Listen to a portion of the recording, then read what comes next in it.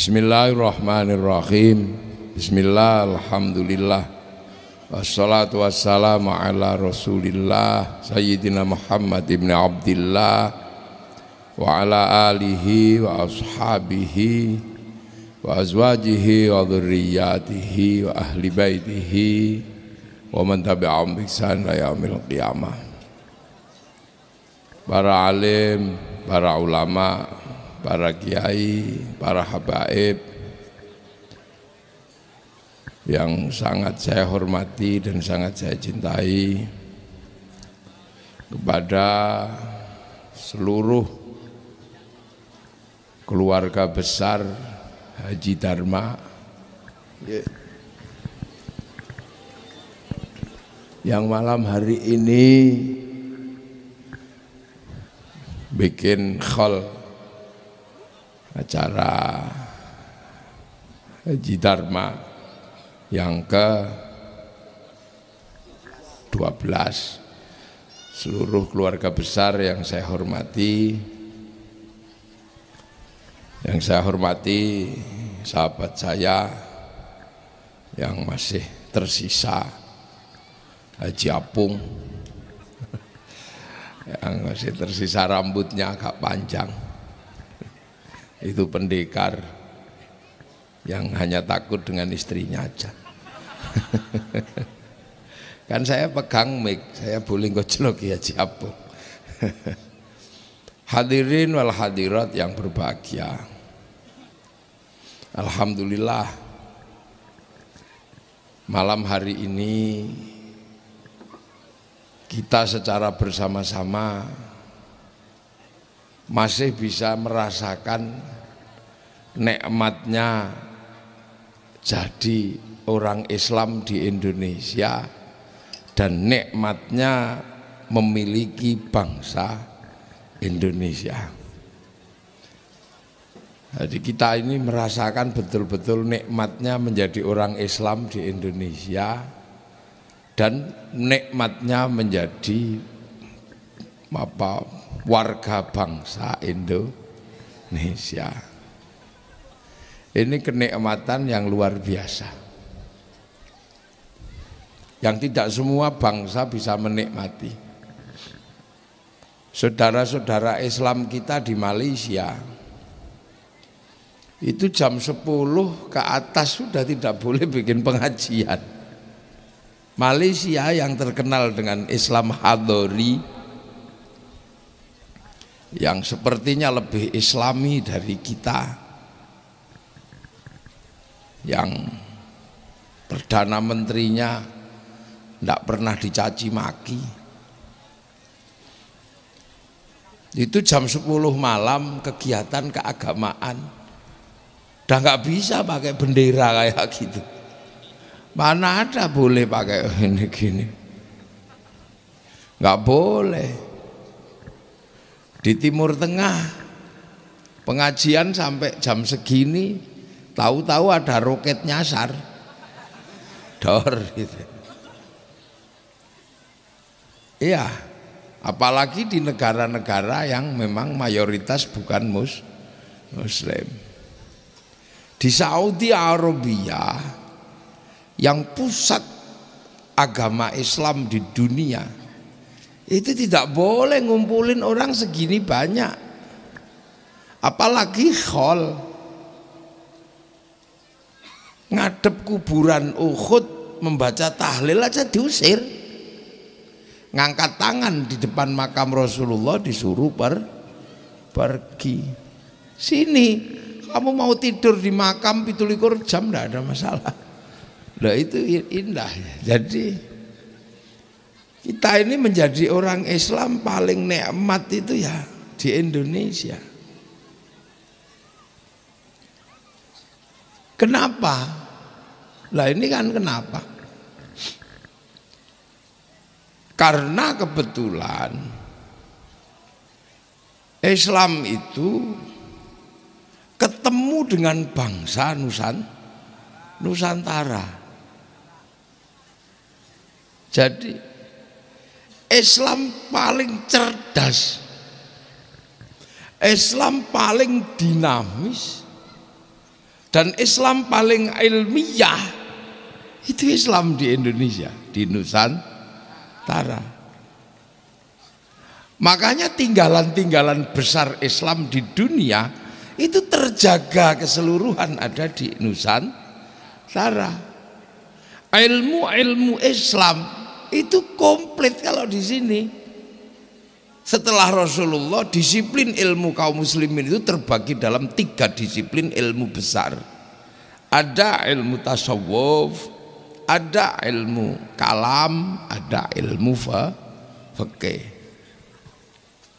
Cari 3-tiganya di Makkah dan sekitarnya, tinggal fikih. Cari ulama-ulama tasawuf sudah sangat jarang. Ulama-ulama hikmah sudah sangat jarang. Ulama kalam nggak ada. Di Timur Tengah yang lain, pasca ISIS, ISIS niku goleki ulama tasawuf yo jarang-jarang wong dipateni. Ulama fikih sing keras ngoten niku. Kalam ndak boleh. Di belahan bumi yang lain. Tapi tinggalan ilmu Islam terbesar di dunia dan terkomplit hari ini ada di Indonesia. Ilmu kalam komplit di sini. Mau cari yang ahli balaghah, ahli ma'ani, ahli bayan, komplit di sini. Ahli mantek komplit. Mau cari ulama fikih di sini komplit, mau madhab apa saja ada. Mau cari ulama tasawuf, ulama-ulama tarekah komplit. Bahkan satu-satunya negara Islam di dunia yang sanggup mempertemukan puluhan ulama tarekah dalam satu jam'iyah hanya Islam Indonesia, yang presidennya beliau Maulana Habib Lutfi. Itu di mana? Loh, kenapa? Masjid paling banyak sekarang ada di Indonesia. Pesantren paling banyak di Indonesia. Pengajian bawa bendera kayak gitu ya di Indonesia. Lah ini mesti saya sampaikan biar kita ini nggak salah paham dengan Sekarang banyak orang salah paham dengan bangsanya sendiri dan selalu merasa bangsa lain lah yang terbaik. Ini maka karena apa? Ini pengajian dharma bangsa, saya harus sampaikan ini biar kita ini nggak salah paham. Punya apa saja seolah-olah bukan milik kita, mulai dari buah-buahan sampai kekuasaan. Jambu kalau besar dikit jambu Bangkok, padahal tumbuh di sini dikencingi anak kita. Begitu gede jambu Bangkok loh. Jadi sampai buah-buahan pun nggak pede menjadi Indonesia. Apalagi ayam gede dikit, ayam Bangkok. Padahal nya di sini, nelurnya di sini. Nangka enak dikit, nangka Belanda. Mana ada nangka kok di Belanda? Ya. Belanda nggak punya nangka, makanya ketika dia melihat nangka yang bawa pertama kali namanya si Jack, maka dia sebut jackfruit. Loh, iya, Mr. Jack. Ini saya senang ini pengajian Dharma Bangsa ini, muda-muda semua ini kumpul semua. Ini harus dijelaskan ini, jelek semua. Itu yang masih tersisa dan pede itu tinggal gula Jawa. Masih pede dia nggak mau ganti nama ya, dia nggak mau ganti nama. Dulu betapa bangganya Bahkan para wali, para ulama bangga betul dengan Nusantara. Loh ya, ulama-ulama besar menyebut pesantrennya buntet. Nggak ada pesantren al apa enggak, buntet. Maulana Syarif Hidayatullah, wali yang kemampuan hikmah dan kemampuan siasahnya nggak ada yang meragukan, menyebut dirinya Sunan Gunung Jati, bukan Sunan Gunung Uhud. Betapa bangganya dulu orang menjadi Indonesia. Maulana Rahmatullah di Surabaya menyebut dirinya Sunan Ampel. Bahkan Mbah Hasyim Asy'ari pendiri Nahdlatul Ulama tidak pernah menamakan pondoknya kecuali dengan nama Tebu Ireng. Bangganya menjadi orang Indonesia.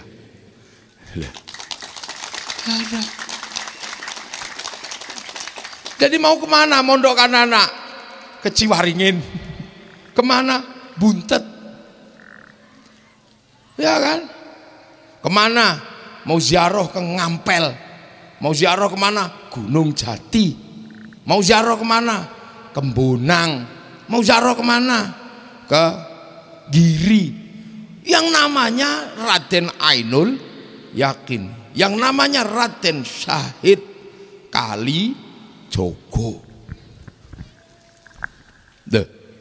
Kita itu dulu menjadi bangsa yang sangat bangga dengan dirinya. Makanya karena bangga dengan bangsa dan dirinya, menjadi bangsa yang bangkit.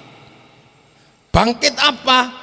Mampu menguasai peradaban-peradaban yang setara dengan peradaban dunia. Dan itu kita buktikan. Mereka punya piramida, kita punya Candi Borobudur. Punya sama kita. Mereka punya Aristoteles, mereka punya Socrates, mereka punya Plato, kita punya Empu Prapanca, kita punya Empu Panuluh, kita punya Empu Tantula dengan kitab Negara Kertagama, dengan kitabnya Suta Soma. Bahkan dongeng kita punya yang sama. Orang Eropa punya kisah cinta namanya Romeo Juliet. Orang Cina sampai Engtai, orang Arab Kais dan Laila. Kita punya kisah cinta siapa? Baridin. Kita punya. Di Jawa Tengah ada Ande-Ande Lumut. Punya. Sana punya ibu tiri yang kejam melahirkan anak Cinderella. Kita punya bawang putih, bawang merah. Loh, apa yang berbeda? Dulu bangsa kita bangsa yang kuat. Ya. Sana punya laki-laki yang kuat namanya Samson. Kita punya Bandung Bondo. Oh, sana punya binatang bisa ngomong, kura-kura ninja. Kita punya Kancil Nyuriti. Apa yang tidak punya? Semua punya. Loh. Makanya bangsa yang seperti ini mampu merangkum kekuatannya, mampu merangkai kekuatannya yang berbeda-beda, karena tidak pernah merasa di bawah bangsa yang lain. Dan kita punya sejarah besar, satu-satunya negara di dunia yang sanggup menaklukkan Mongolia setelah mereka menaklukkan Arab, mereka menaklukkan Cina, mereka menaklukkan Eropa. Genghis Khan kalah pertama kali di Nusantara dihadapi oleh Kertanegara dalam perang Pamalayu. Dan akhirnya kitalah satu-satunya bangsa dunia yang berhasil merebut kemerdekaannya dari tangan penjajah dengan cara perang. Satu-satunya bangsa di dunia adalah Indonesia. Tiba-tiba sekarang ini mulai anak-anak kita dibikin tidak pede dengan bangsanya yang berambut merah, yang hitam, mulai nggak pede, pengen berambut merah. Akhirnya dicetlah rambutnya. Akhirnya jadi LKMD. Londo kok mengendasi. Gitu. Jadi bangsa ini dulu punya bangsa yang besar. Bangsa dengan kekayaan yang melimpah, bangsa dengan peradaban agama yang sudah sangat maju, bangsa dengan peradaban kekuasaan yang sangat maju. Kerajaan besar di Jawa Barat ada kerajaan Pajajaran, di Jawa Tengah ada kerajaan Majapahit, di Jawa Timur sana lengkap lah. Maka akhirnya bangsa yang komplit dan lengkap ini kedatangan agama Islam. Dan inilah titik temunya. Makanya yang datang ke sini bukan ulama yang ngecek, bukan yang keluyuran sambil bawa kompor, bukan. Yang datang ke sini ulama-ulama hebat yang bisa bernegosiasi dengan bangsa Indonesia. Ulama yang ilmunya komplit tapi ketawaduannya luar biasa. Jadi ini yang menyebabkan, karena harus bernegosiasi budaya dengan bangsa besar sekuat Nusantara. Makanya yang datang bukan pedagang. Makanya kalau dikatakan Islam datang ke Nusantara disebarkan oleh pedagang, secara teori nggak bisa. Pedagang itu nggak terlalu sibuk, dia nggak sempat ngajar ngaji. Jadi mana ada sejarahnya Islam di Indonesia disebarkan oleh saudagar? Nggak ada. Cari. Itu saking pusingnya orang nulis sejarah, akhirnya ya udahlah, yang menyebabkan orang pergi jauh karena perdagangan, maka bisa jadi yang menyebarkan Islam di Indonesia adalah pedagang. Secara teori ditolak. Kenapa secara teori ditolak? Karena di Nusantara waktu itu, di Cirebon waktu itu, agama yang berkembang membangun kekuasaan sampai sistem sosial adalah agama Hindu. Hindu itu ada kastanya. Kasta pertama namanya kasta Brahmana. Brahmana adalah orang yang sudah tidak mikir dunia. Dia nggak mikirin dunia, dia hanya mikir Tuhan. Ya. Dia nggak mikir dunia, nggak mikir. Yang ngurusi dunia ada kasta namanya ksatria. Ini para raja. Tapi kesatria nggak boleh ngomong agama karena hidupnya berkecimpung dengan dunia. Orang yang hidupnya masih berkecimpung dengan dunia nggak boleh ngomong agama. Agama tidak boleh dibicarakan oleh orang yang masih berada urusan dunia. Dan kesatria kasta kedua nggak boleh ngomong agama. Di bawah kasta itu ada namanya Wisya, pegawai negeri. Wisya, pembantu raja. Nggak boleh ngomong agama, dia baca kitab agama Hindu diculek matanya. Lah di bawah Wisya ada namanya Sudra. Sudra itu orang yang sehariannya cuma mikir dunia, pedagang, bendino ngitung duit tai. Dia ngitung, itu pedagang. Petani, bendino nyangkul mikir dunia. Nah, ini juga tidak boleh ngomong agama. Sekaya apapun pedagang adalah Sudra. Di bawah Sudra ada Parya, kastanya pengemis. Orang yang menyandarkan hidupnya pada meminta. Di bawahnya ada namanya Kuca. Kuca ini tukang ngutil, ngutil. Jadi dia ngambilnya nggak banyak, dikit ini. Tukang ngentit, copet. Ya tukang ngambil bansos. Itu Kuca. Nah, gampangnya. Nah, di bawah Kuca ada Mleka. Mleka ini maling, tapi kalau ketahuan lari dia. Nah, ini nggak boleh ngomong agama. Di bawah itu ada namanya Candala itu maling, tapi kalau ketahuan berani begal, termasuk begal motor, itu candala. Apalagi ini mati aja nggak ada yang ngurus. Nah, ketika seorang pedagang tidak boleh ngomong agama karena dia dari kasta sudra, apakah orang Nusantara mau diajari oleh seorang pedagang? Maka orang di Nusantara, di Cirebon tidak mau diajari ngaji oleh pedagang. Makanya tidak ada sejarah pedagang adalah menjadi penyebar agama Islam. Yang boleh berbicara agama Brahmana. Brahmana itu siapa? Orang yang tidak ngurus dunia. Dalam konsep agama Islam, orang yang sudah tidak berpikir dunia ini dikenal dengan nama Waliullah. Makanya ketika nggak bisa ditembus oleh pedagang, abad ke-7 sudah ada Fatimah binti Maimun di Gresik, nggak tembus.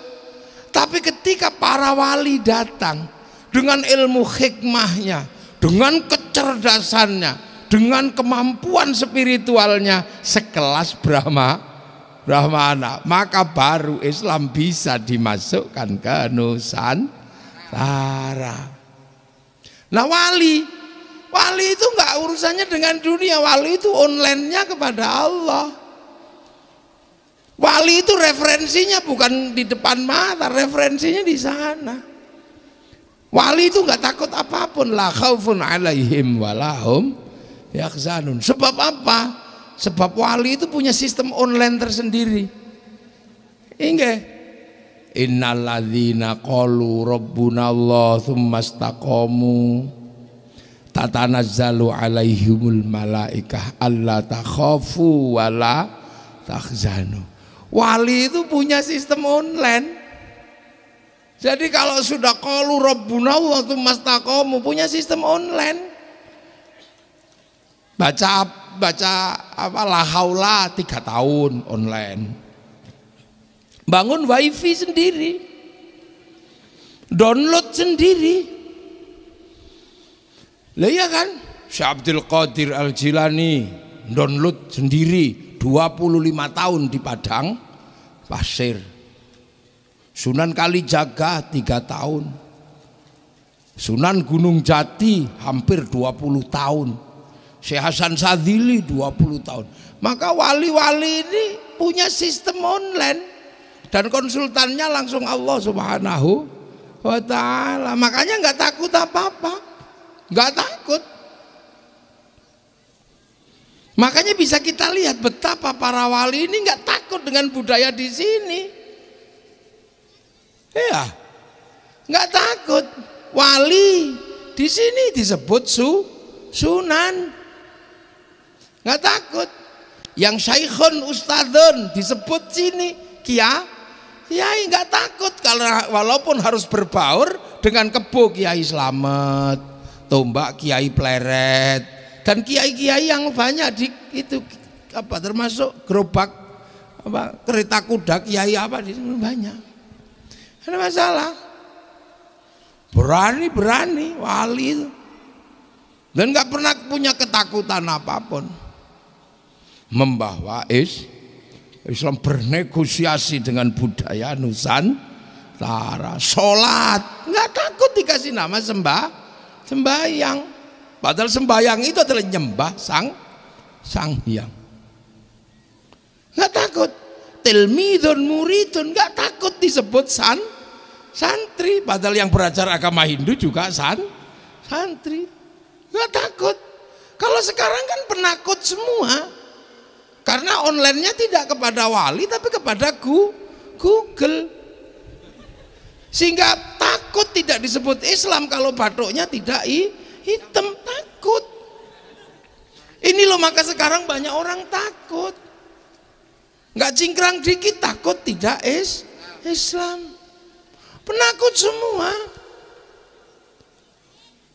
Dulu kalimat tauhid dijadikan landasan sehari-hari dalam kolbu untuk zikir wirid sehari-hari. Tidak kelihatan tahu-tahu nangis, tahu-tahu meneteskan air mata. Hatinya penuh dengan kalimat tauhid. Tapi sekarang nggak pede. Kalimat tauhid harus diperlihatkan dengan dikibarkan di atas tiang bendera karena nggak pede sudah sebenarnya. Nggak pede. Menyebut diri dengan Sunan Gunung Jati, nggak pede. Bikin lembaga harus bernama sahabat Rasulullah, nggak pede. Gitu. Ibu-ibu masih pede, walaupun bungkusnya itu kongwan, isinya renggi, masih pede. Masih pede. Loh, ini loh kehebatan kita. Jadi makanya dulu bangsa ini benar-benar bangsa yang pede. Gitu. Jadi, nah, ketika para pembawa Islam itu datang, kelakuannya baik, amaliannya baik. Orang sini, ya, mari bersama-sama kita jaga. Karena aku mencintaimu, aku mencintai Islam. Kenapa engkau datang ke sini, wahai cucu-cucu Rasul, membawakan Islam buat kami? Kami terusir dari negeri kami. Kenapa? Karena konflik politik berebut kekuasaan. Oh, kenapa?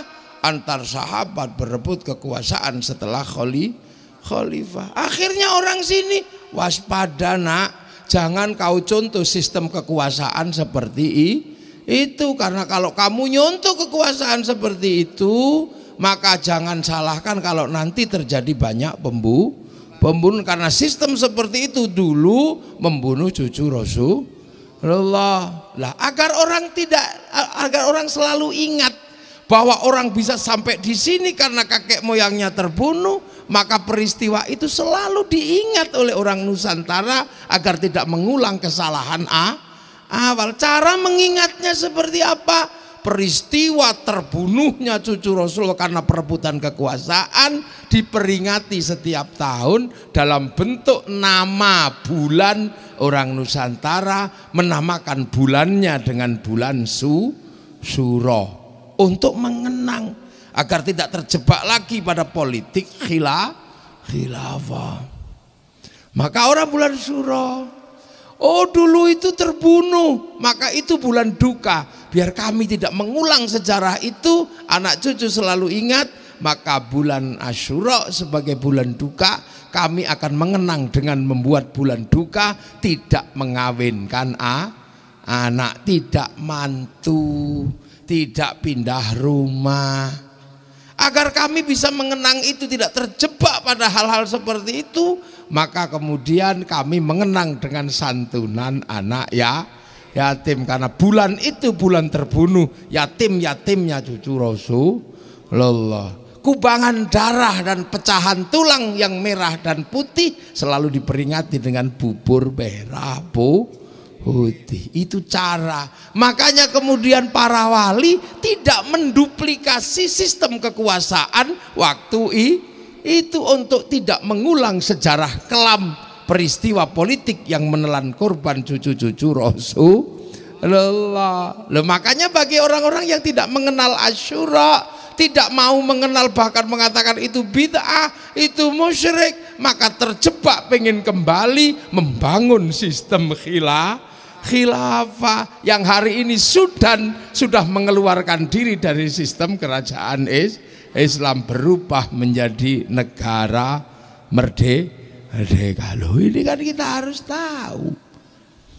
Kenapa santri selalu ingat? Karena sejarahnya dipegang oleh santri. Kenapa NU menolak? Karena NU tahu sejarah kelam itu, dan ketika diulang pasti NU nggak mau, karena NU penerus para wali. Tapi yang tidak mau menerima wali lupa, makanya walinya ditolak, ajaran walinya ditolak, tapi daerah para wali diterima dan dikatakan sebagai jejak khilafah. Lu wong wali ini ditolak kok khilafahnya diterima, kerajaan Islamnya diterima sebagai jejak khilafah. Udah kayak gini. Ini penting. Loh, akhirnya kemudian Islam bernegosiasi sholat sembahyang. Yang belum bisa diajari ngaji, cukup diajari syahadat oleh seorang ulama dari Cirebon namanya Syekh Abdul Jalil. Kemudian mengajarkan syahadat di Jawa bagian tengah, bikin pesantren Lemah Abang. Lemah Abang ngajarkan syahadat tok, tidak ngajarkan sholat karena belum waktunya diajari sholat. Maka Syekh Abdul Jalil terkenal dengan nama Syekh Lemah Abang.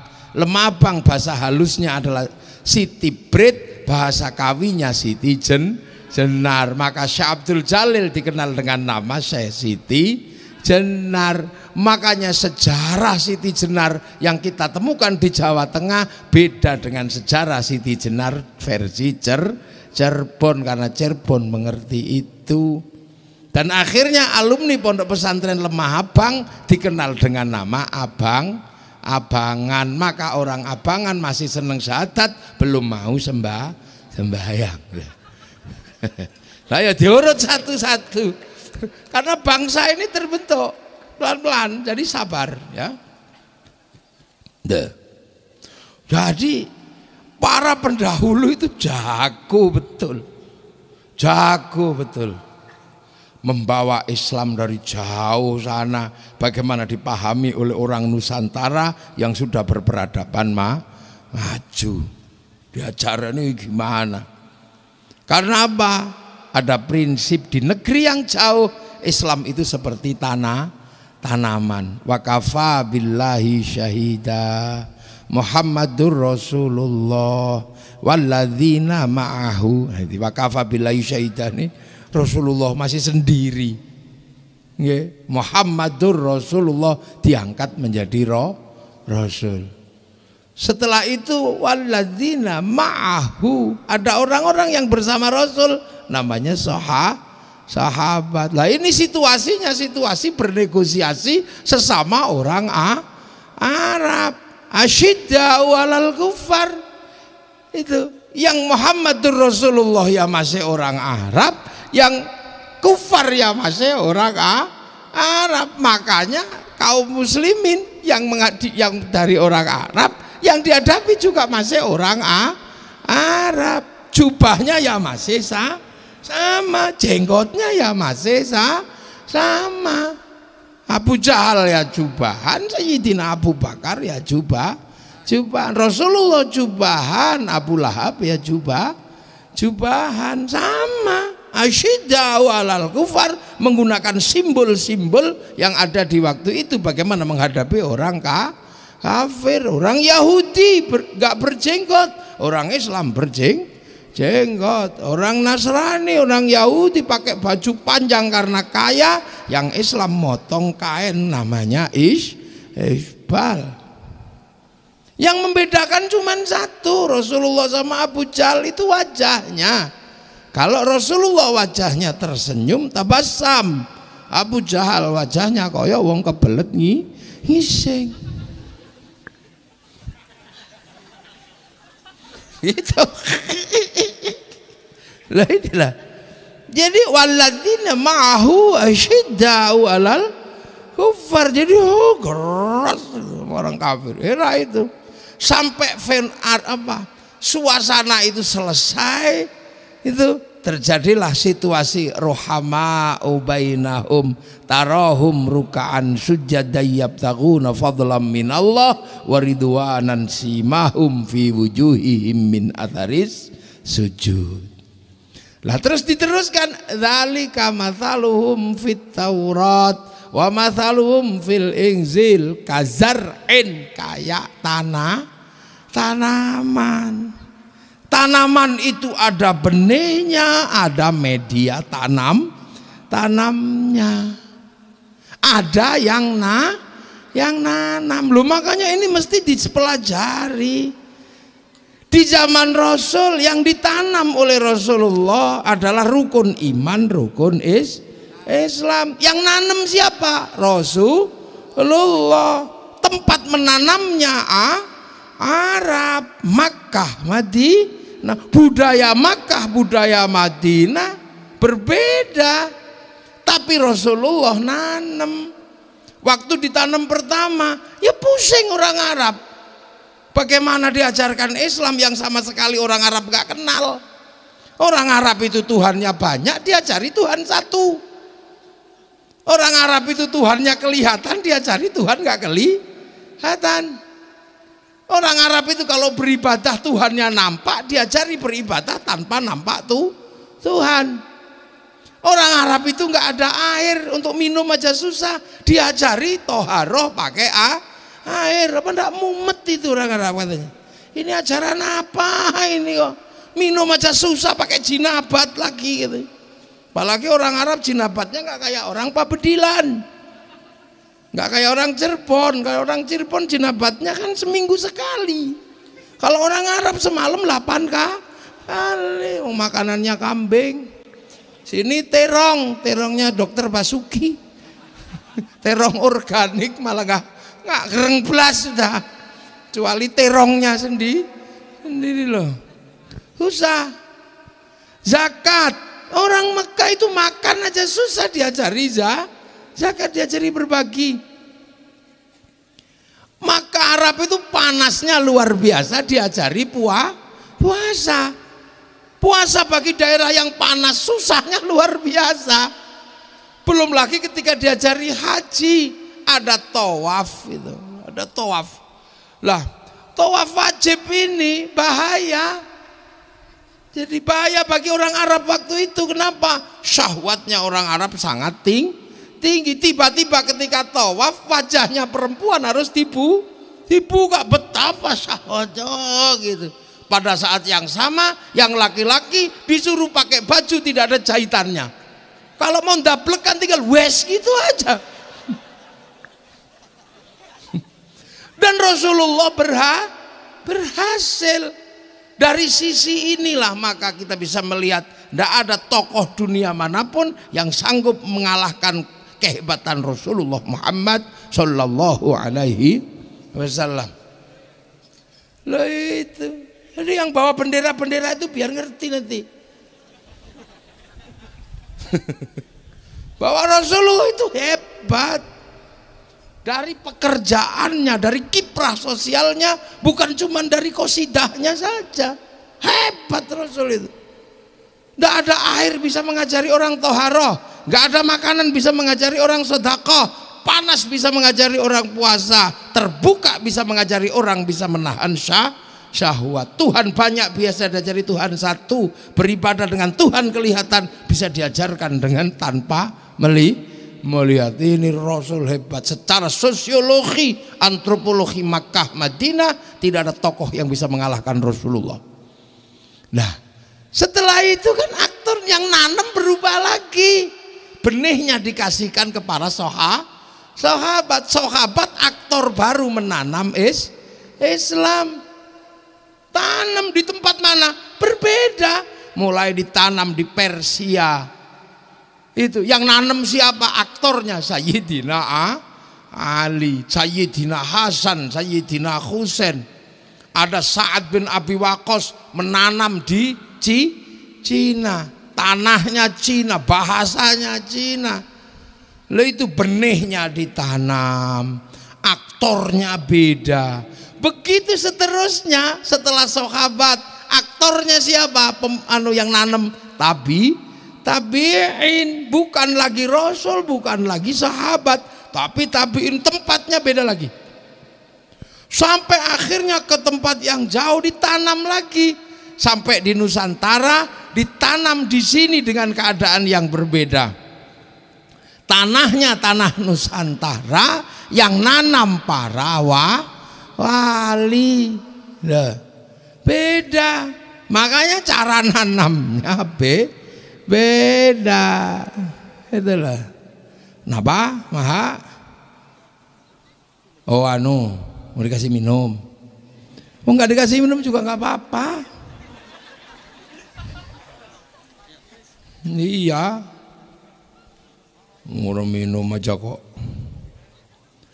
Syukurlah saya nggak dikasih minum larutan. Biasanya saya selalu dikasih minum larutan sama Sprite. Saya itu paling jengkel kalau dikasih minum larutan sama Sprite. Karena itu minuman suudon. Kalau larutan itu suudon, kirain kiainya itu panas dalam. Kalau sprite itu dikira kiainya kembung. Kalau kopi dikira kiainya ngantuan. Nah baru kalau air putih dikira kiainya haus. Padahal enggak, saya enggak haus. Kayak orang Cirebon kayak bocah kongkon tuku bensin beli oli.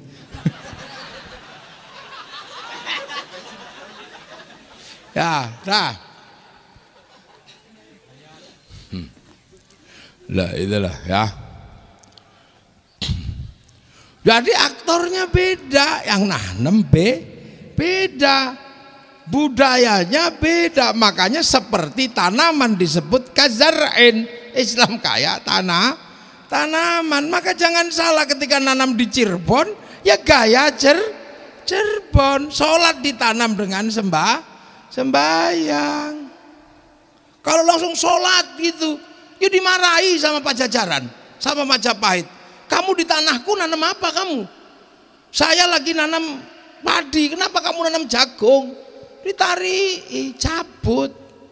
Pasti ditabrak sama kekuasaan yang sudah ada dan masyarakatnya pasti nggak terima. Itulah, makanya nanemnya pelan, aktornya beda. Contoh sekarang kayak khol gini. Kenapa sih? Yang nggak ada habisnya itu khol. Kayaknya orang di Indonesia terutama di Jawa ini, baik Jawa Timur, Jawa Tengah, Jawa Barat, khol itu kok seperti hobi. Kayak minum obat sehari 5 kali. Dan selalu banyak yang datang, banyak, luar biasa. Itu khol. Itu kenapa? Muludan, ya bulan Maulid. Tapi kalau khol ini halayung saya itu. Khol kemarin dari Cipasung, khol. Kemarin di Purwodadi, khol. Sekarang di sini, khol. Besok pagi di Kediri, khol. Ini khol terus. Kayaknya orang kita ini hobi sekali dengan khol. Meringati orang mati itu hobinya. Padahal yang musyrikan itu setiap hari udah 7 kali. Bid'ah, musyrik, bid'ah, musyrik, haram, kafir. Tapi kayaknya kok nggak mempan. Ini jadi virusnya itu nggak mempan. Udah kebal ini orang imun. Coba sampean lihat itu yang mengatakan khol musyrik, khol bid'ah, masuk neraka. Sudah setiap hari. Kok nggak percaya sampean? Dan saya juga nggak percaya. Kenapa? Dan sangat masif, ketemu terus. Karena sebelum Islam datang, memperingati orang mati sebagai bentuk apa? Sebagai bentuk ketakziman dan ketawaduan anak pada orang tua, itu sudah ada di Nusantara. Jadi sebelum khol datang tahunan, orang Jawa itu sudah ngerti khol tahunan. Cuma namanya beda. Jadi dulu nenek moyang kita itu kalau menyebut kakek buyutnya, nenek moyangnya itu disebut danghyang. Danghyang itu orang Jawa menyebut orang tua, yang tua gitu. Kalau bahasa Arab syaikhun, syuyukh. Kalau ubannya banyak syaiban. Nah orang Jawa itu, bahasa Jawanya itu danghyang. Makanya kalau sekarang tinggal ekornya. Orang-orang tua disebut eyang. Eyang kakung, eyang putri, aki. Nah para danghyang ini, ada yang nyebutnya meleset jadi danyang itu. Jadi itu bukan setan. Mereka ini ditanya apa aja. Ditanya selalu. Belum ada Google. Yang mau nanam ini apa, selalu ditanya. Nah pertanyaan itu dijawab. Jawaban itu harus dipegang betul. Makanya jawaban yang dipegang betul namanya jawaban yang dipundi. Makanya para danghyang disebut pepunden. Rumahnya dinamakan punden. Nah itu anak cucunya lama-lama itu pergi jauh, pulang. kemana-mana pergi karena makanannya habis, merantau. Tapi setiap setahun sekali mereka rindu kampung halaman dan pulang, maka lahirlah bahasa sekarang jadi mudik itu. Itu memang kebiasaan nenek moyang kita, kalau sudah pergi mudik setahun sekali untuk membawakan oleh-oleh pada nenek moyangnya. Nah nanti diberikan, nggak ada WhatsApp, nggak ada SMS, kadang nggak ngerti udah mati apa masih hidup, bawakan. Nah yang masih hidup ini kayak saya di tempat yang jauh dapat ini. Nah ada yang dibawakan tapi udah ninggal. Nah karena sudah ninggal maka terus kemudian oleh-olehnya ini ditaruh di tempat meninggal, di petilasannya taruh situ kayak kono. Nah ditaruh situ. Terus dibilangin kakek buyutmu itu ndak ninggal, masih hidup tapi di tempat yang sana. Maka bisa diajak ngomong dalam bahasa lokal, merui kaki danyang nini danyang. Nah terus akhirnya taruh situ lah. Kedatangan anak cucu, menengok orang tua, nyembayangi, itu namanya upacara srodo dulu. Makanya kedatangan anak cucu itu dikenal dengan istilah nyadran. Serodo ya itu terus. Lah Islam datang mengajarkan hal yang sama. Walladzina ja'u min ba'dihim yaquluna rabbana ighfir lana wa li ikhwanina alladzina sabaquna bil iman. Yang datang belakang itu mendoakan yang sudah pergi lebih dulu yang bawa iman lah.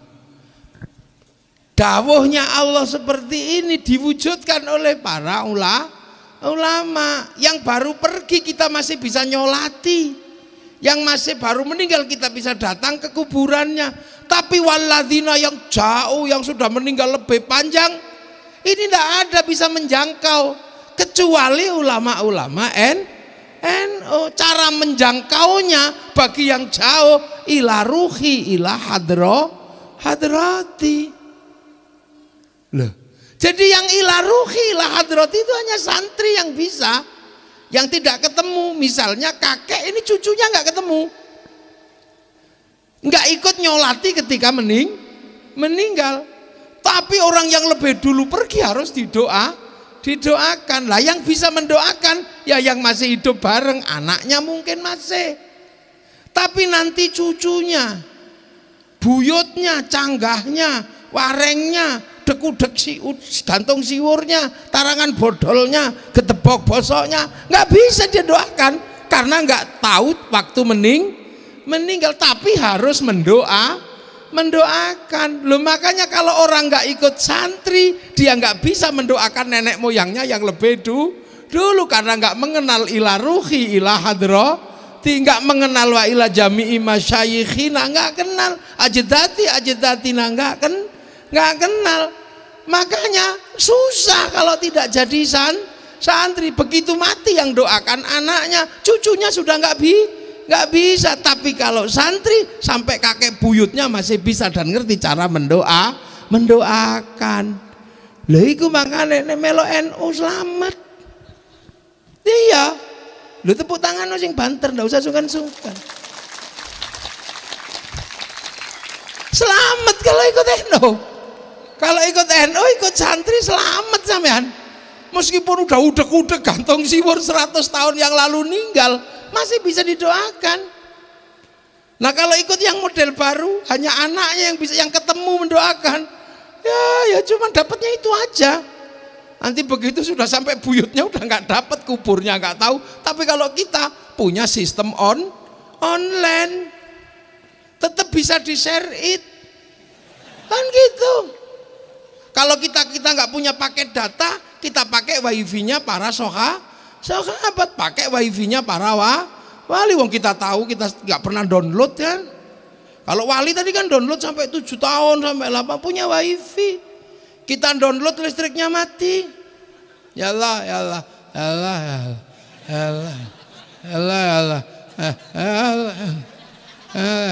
ya. Kita nggak pernah punya wifi. Makanya kalau kita mau ngirim pasti pakai wifi gratisan. Pakai wifi-nya siapa? Ila hadratin nabiyil Mustafa. Pakai .co.id-nya Nabi. Pakai .co.id-nya Syekh Abdul Qadir. Pakai .co.id-nya Sunan Gunung Jati. Itu ulama-ulama buntet baru abaina umatina syekhina wa nakhususan ila ruhi wa jidarma al-fatihah. Langsung share it bet gitu. Ada yang protes, enggak nyampe. Lu kata siapa? Mau pakai wifi kok enggak nyampe. Kita sih enggak punya wifi tapi kita pakai wifi-nya orang. Pakai tethering. Lo kan sama, kita nggak lihat tinjunya Mike Tyson atau sepak bolanya Manchester United yang kemarin kalah 8 itu mana? Barcelona kalah 8. Mana pendukung Barcelona mana? Pak Haji Basuki kalah sama saya sampean. 8-2. 82. Angka sial 82. Yang menang mana kemarin? Enggak, mana pendukung Bayern Munchen?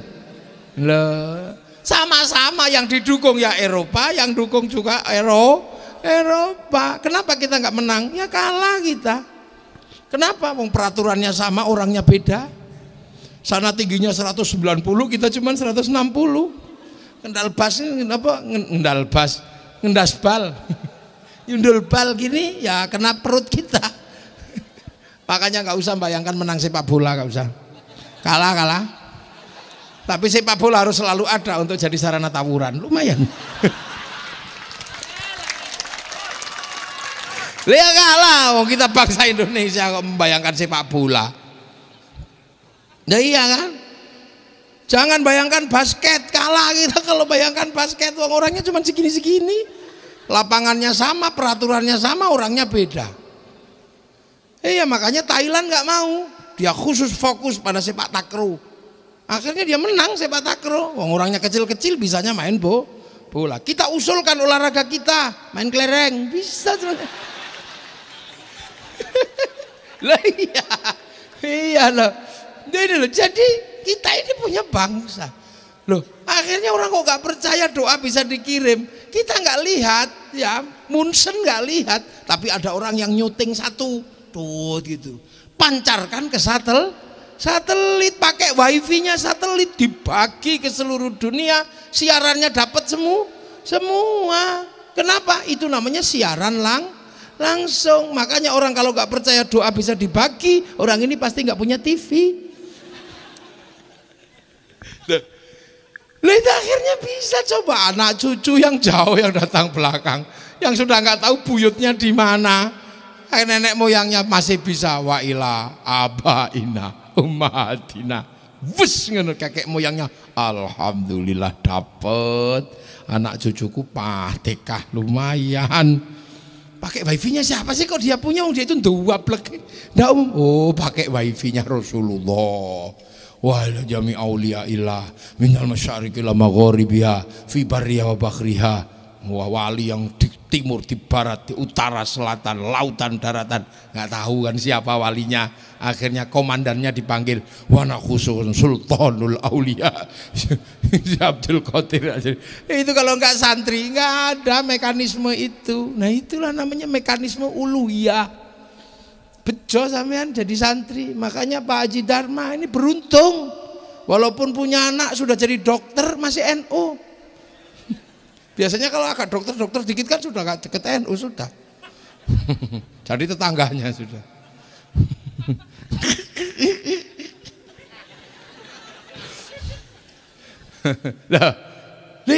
Nah, jadi bisa. Makanya ini jadi menjadi Nahdlatul Ulama itu bukan cuma persoalan investasi dunia, investasi akhirat. Sampai ke sana. Nah terus, jadi datang ke kuburnya, diperintah, dan orang Islam lebih mudah karena orang mati dikubur. Jadi fazuru ziarahlah ke kubur. Kalau orang Hindu dulu, orang Jawa dulu pakai petilasan karena nggak dikubur. Kalau nggak raja nggak kuat karena ngaben, pakai biaya gede. Kalau sudra dan teman-temannya udah nggak ada yang ngubur, bosok itu aja. Loh makanya petilasannya lah. Kalau Islam lebih mudah nyari nenek moyangnya karena ada kuburannya dia suruh masang patok, coba. Makanya kalau ada kuburan nggak usah ribut. Ini kuburan Hindu, nggak ada orang Hindu nggak dikubur. Yang namanya kuburan pasti Islam. Persoalan Islamnya ndablek, nah itu urusan lain kan. Yang penting kuburan Islam. Lah terus datang ke kuburan sama. Nenek moyang kita sebelumnya juga diajarkan. Nenek moyangmu masih hidup, Islam juga sama. Nenek moyang kita itu nggak mati. Ya nggak mati, masih hidup. Ya la taqul lima yuqtalu fi sabilillahi amwat. Jangan kau katakan nenek moyangmu udah mati, itu mati, dia masih hidup. Cuman kamu nggak ngerti karena masih hidup. Maka kalau tadi meruhi kaki danyang ini danyang, yang ini adalah ila ruhi ila hadrati. Yang tadinya juga bawa makanan banyak, bawa sapi untuk ditaruh di petilasan. Orang Islam juga kalau ada yang mati, nenek moyang mati, ziarah kubur, suruh bawa makanan yang banyak. Makanya kalau ada orang meninggal, bawakan makanan yang banyak. Setahun sekali bawakan makanan yang banyak orang Islam itu kalau meninggal. Cuman sebab orang Islam itu kalau meninggal suruh bawain makanan, bedanya di sini. Yang sebelumnya ditaruh petilasan, yang Islam makanannya panganan dewe, makanlah sendiri biar menjadi sodakoh. Maka kemudian ada istilah nyadran dulu diganti dengan sodakohan. Maka ada istilah sedekahan. Berhubung yang sudah meninggal di dalam bumi, maka ada istilah sedekah bumi. Ya, terus gini Pak bilang musyrik, ya kamu aja yang aneh. Karena kamu gak mau belajar. Kamu merasa bahwa Islam itu datang langsung lompat dari Arab. Tidak, lewat proses. Gurunya para wali ini melalui proses. Sunan Gunung Jati melalui proses ketemu dengan Datuk Kahfi. Datuk Kahfi mengalami proses ketemu dengan Syekh Kuro di Kerawang sana, dekat Rengas Dengklok dan Cilamaya. Syekh Kuro ketemu dengan Syekh Jumadil Kubro. Sayyid Jamaluddin Al-Husaini Al-Kabir ketemu dengan Sayyid Muhammad, bapaknya diajari. Sayyid Muhammad diajari sama Sayyid Ahmad Jalaluddin. Sayyid Ahmad Jalaluddin di Campa sana diajari sama Sayyid Abdul Malik di Mongol. Sayyid Abdul Malik diajari Sayyid Alawi Amil Faqih, diajari Sayyid Ahmad Sohib Mirbat, diajari Sayyid Ali Khalid Qasam, diajari Sayyid Alwi, diajari Sayyid Muhammad, diajari Sayyid Alwi, diajari Sayyid Ubaidillah, diajari Sayyid Ahmad Al-Muhajir, diajari Sayyid Isa, diajari Sayyid Muhammad, diajari Sayyid Ali Uraidi, diajari Sayyid Ja'far Shadiq, diajari Sayyid Bakir, diajari Sayyid Ali Zainal Abidin, diajari Sayyidina Hasan Husain, diajari Sayyidina Ali. Lah ini yang diajari langsung Rasulullah Muhammad sallallahu alaihi wasallam. Lah itu makanya Islam itu datang ke sini itu tokohnya beda-beda.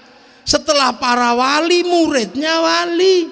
Setelah muridnya wali, muridnya lagi. Kemudian dipegang oleh para ulama. Sampai akhirnya hari ini ketemu zaman milenial. Di mana ketemu zaman baru. Yang ngajinya juga model baru. Apalagi kena corona, model baru. Lah iya, ini model baru. Haji Apung itu masih model lama. Iya, mainannya masih mainan kuno di Tegal Gubuk sana. Masih tanah dikeruk-keruk gini, disikut dikencingi, masih begitu dulu. Milenial nggak kenal itu. Lah ya. Ini milenial sampai ketemu zaman Islam di zaman milenial dari perjalanan itu. Dulu pengen lihat Afrika saja kita masih nunggu flora dan fauna. Sudah ditunggu seharian, yang keluar kadang Pak Harmoko, kadang Pak Murdiono. Anak muda sekarang sudah sampai di zaman donyo sak godong ke. Ini mau nyari apa di sini? Tinggal ketik sampean, mau ngetik apa? Mau nyari apa? Ada di sini semua. Apalagi kalau handphone yang bagus begini, semua ada. Loh, tapi mau bagus mau tidak urusannya bukan di handphone, di pulsa, di kuota. Walaupun handphonenya bagus kayak begini, kalau nggak ada kuotanya mati. Makanya kayak manusia punya kuota dari Allah. Walaupun masih bagus, kalau kuotanya habis, gitu. Lah iya cari tetringan. Lah iya. Ini zaman baru. Zaman baru. Zaman 10-20 tahun yang lalu orang rindu itu masih menyakitkan. Generasi saya, generasinya Haji Dharma, Haji Basuki ini, Haji Dharma, putra-putri masih menyakitkan kalau rindu. Ini Pak Kapolsek ya, Pak Kapolres, Pak Kapolsek rindunya menyakitkan. Ketika tugas keluar daerah rindu itu sakit ya Pak Kapolsek ya. Kita nggak bisa ketemu, membayangkan. Akhirnya kepaksa ke pasar kita dulu ya, cari kertas warnanya pink, pulpen warnanya biru, cintanya mengharu biru. Loh ya rindu itu berat. Anak-anak milenial nggak merasakan rindu itu berat, nggak kerasa. Rindunya hampa. Loh kenapa? Dunia ini yang paling berat itu rindu. Karena Nabi Adam turun ke dunia pertama kali diuji rindu dengan Siti Hawa. Belum diuji sholat, belum yang lain, diuji rindu. Betapa rindunya sama Siti Hawa, dipisah. Makanya Siti Hawa dan Nabi Adam itu mencari rindunya. Hawa, Hawa. 200 tahun sampai bayangkan rindu kok 200 tahun itu kayak apa tadi ake. Sementara pergi ke warung kopi belum ada warung. Kalau sekarang rindu gampang cari ke warung kopi, ketemu pemiliknya beres. Lah ya kan. Lah kan dulu nggak ada. Nah, akhirnya kemudian Hawa. Tahu-tahu 200 tahun ada. Mas Adam. Hawa? Mas Adam. Hawa. Oh, ternyata Siti Hawa lagi duduk di atas bukit kecil di padang Arafah sana. Duduk. Mas Adam melihat Nabi Adam, Siti Hawa langsung tarik sarungnya turun mengejar Nabi Adam. Nabi Adam, ingat ya Hawa, kamu jangan turun ya Hawa. Kenapa Mas Adam? Aku rindu. Kita rindu, kita kangen ya. Rindu. Aja, jangan turun kamu.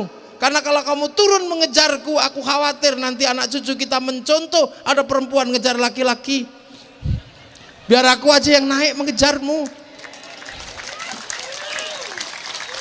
Lah rindunya luar biasa. Makanya akhirnya terus Teletubbies berpelukan.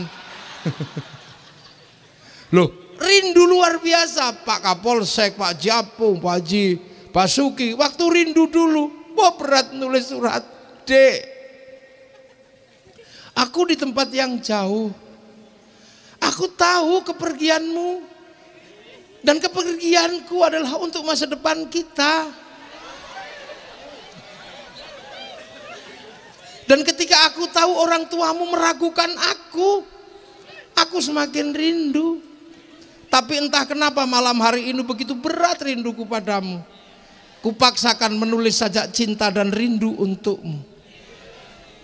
Ya kasihku, hanya kamu yang kurindukan. Dan aku menulis saja rindu ini, aku juga tahu kamu merindukanku. Karena aku yakin malam hari ini kau dan aku sedang di bawah sinar rembulan yang sama. Lah dikirim. Makanya rindunya berat. Makanya kalau ada anak-anak dulu itu kalau ada masalah, kuat menahan rindu, menahan emosi. Karena pernah menahan masalah, rindu cukuplah. Lah anak milenial nggak kenal rindu yang menyakitkan. Rindunya suka bocor. Baru kangen dikit langsung dikirim terus tulisi mah.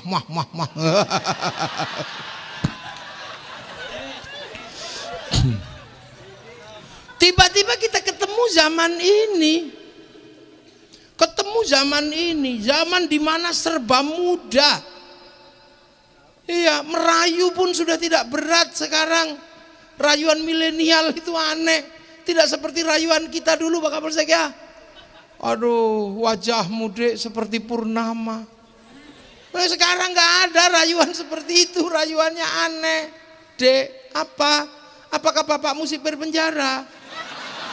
Kenapa? Karena ternyata engkau mampu memenjarakan hatiku.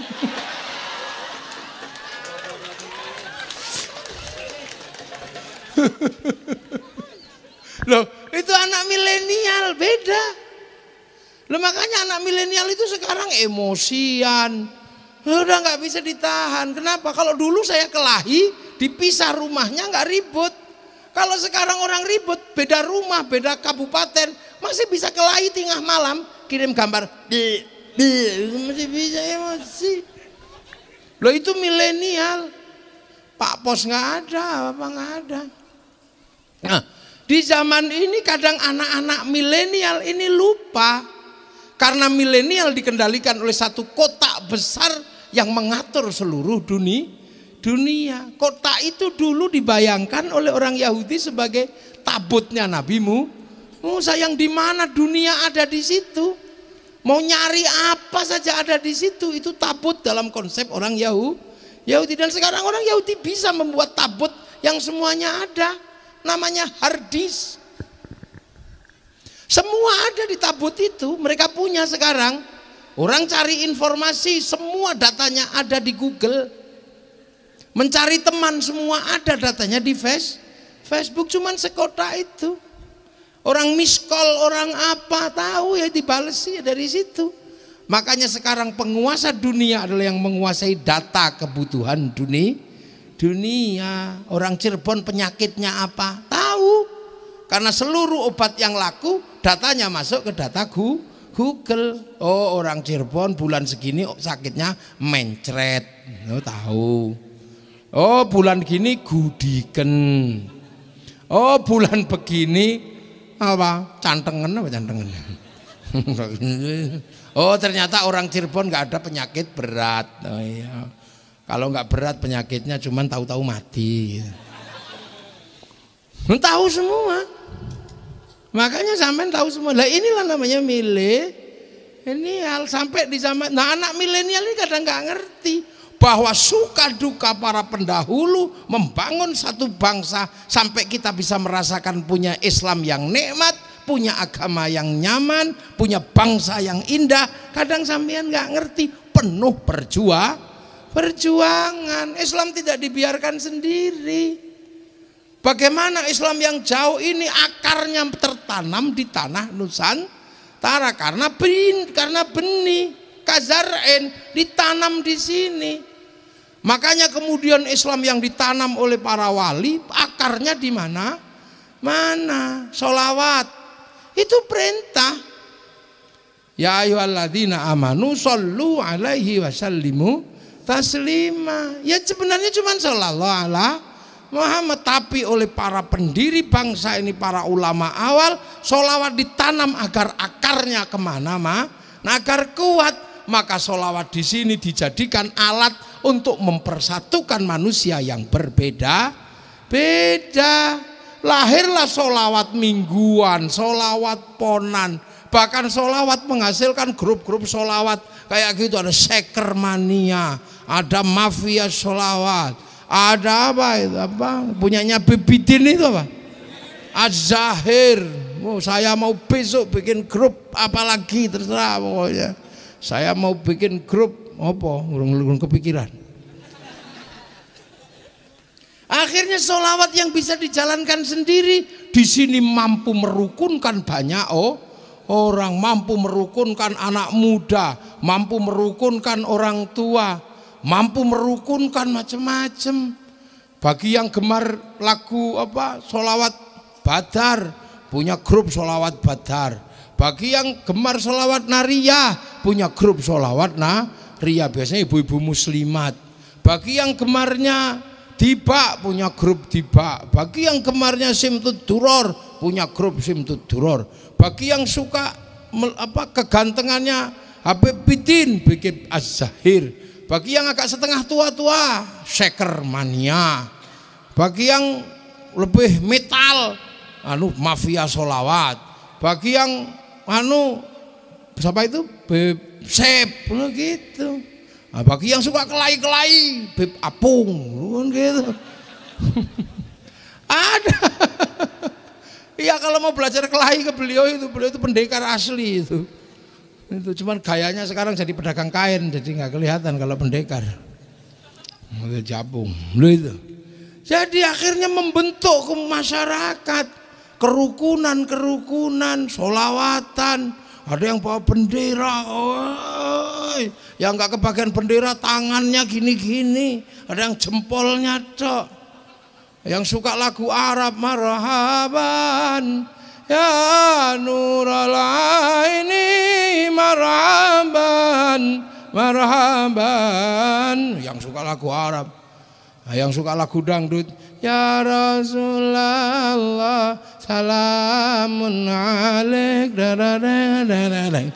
Itu kalau nggak di Nusantara nggak ada. Betapa semua terwadai oleh sholawat. Yang suka lagu Sunda, ya Rasulullah salamun alaik.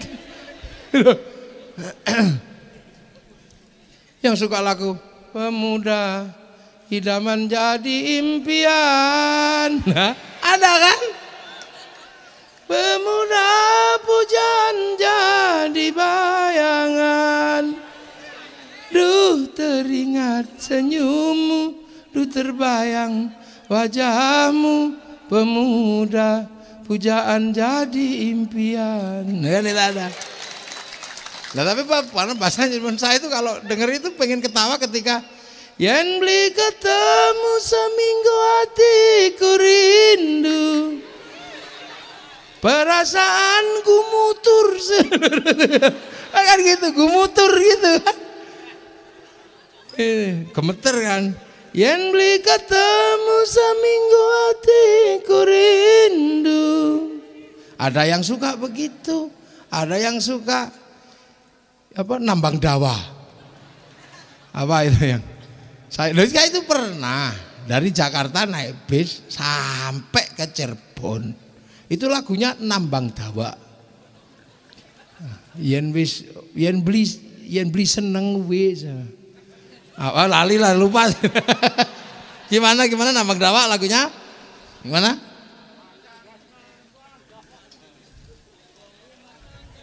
Artine wong rumah tangga yen beli ora ketemu ora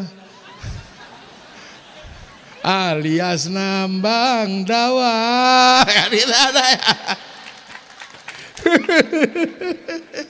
Loh, sholawat menjadi sebuah gerakan besar, mampu menggerakkan dari yang muda, dari yang tua, akhirnya membangun kerukunan.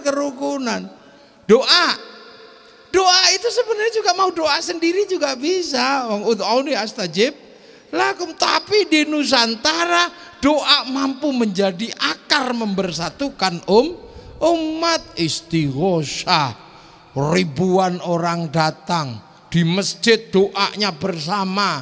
Yang pinter doa, yang lain amin. Kalau kelamaan amin. Itu nggak ada kalau nggak di Indonesia. Doa menjadi sarana kebersamaan. Betapa agama menjadi jalan untuk memperkuat, mempertemukan perbedaan manusia. Loh, ini santri kalau membuat sesuatu. Coba makan, kulu washrabu, makan minumlah. Tapi bagi santri ketika makan menjadi alat kebersamaan, nasinya jadikan satu namanya tumpeng, ayamnya jadikan satu namanya ingkung. Orang mati mestinya dimasukin udah selesai. Tapi bagi santri, orang meninggal mampu menghasilkan pertemuan-pertemuan yang merukunkan tetangga, merukunkan saudara. Meninggal 1 hari tahlilan, 2 hari tahlilan, 3 hari tahlilan, 7 harian, 40 harian, tahunan, 1000-an, khol, sampai akhirnya disemayamkan di makam yang perintahnya cuma ziarah lah. Di sini menghasilkan ikatan kerukunan, ziarah sebagai wisata religi. Akhirnya makam merukunkan banyak orang, jual nasi di situ, jual tasbih di situ, tukang ojek di situ, sampai nyopet di situ. Wah, akhirnya apapun rukun. Coba betapa indahnya. Kalau itu terus dilakukan, akan ada simbol kerukunan. Orang khutbah. Khutbah itu orang tahu kayak saya begini nih, orang kalau sudah pegang mic menangan. Walaupun kelahi beneran saya itu kalah sama Kaji Apung, tapi karena saya pegang mic menangan, dia juga nggak berani naik ke sini. Walaupun tak gojloki, karena orang pegang mic itu menangan. Karena pegang mic itu menangan, khutbah itu menangan, maka biar dia tidak menangan, oleh santri disarati agar tunduk. Caranya dengan apa? Kasih tongkat sama suruh baca.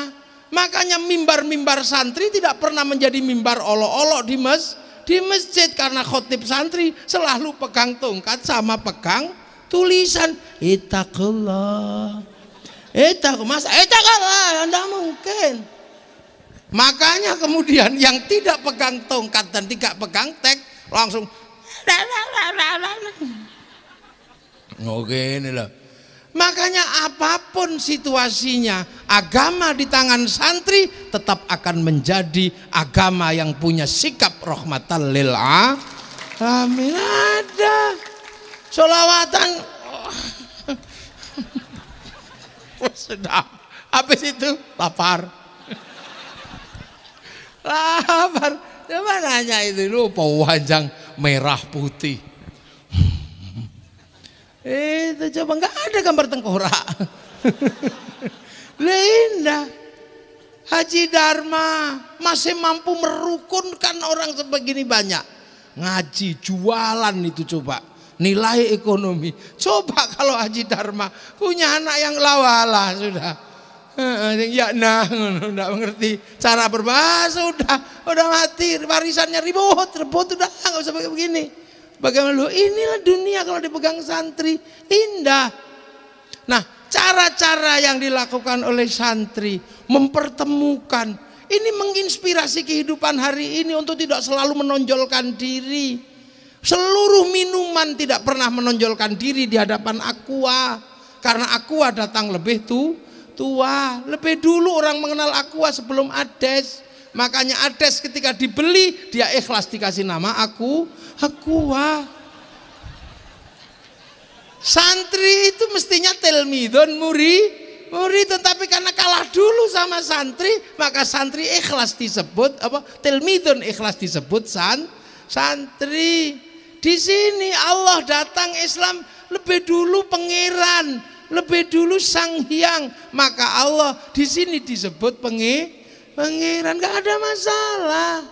Kenapa? Karena salah datang terlambat dan jangan terjadi benturan. Yamaha Mio datang telat keduluan Honda, makanya Mio disebut Honda, nggak masalah. Hondamu apa? Mio, udah apa? Itu adalah ketawaduan. Betapa Islam datang tidak membentur apapun karena rela berbagi dengan yang lain. Tapi situasi berubah, akhirnya yang asli lebih menang. Akhirnya kiai-kiai yang lain tidak terkenal, yang terkenal kiai haji.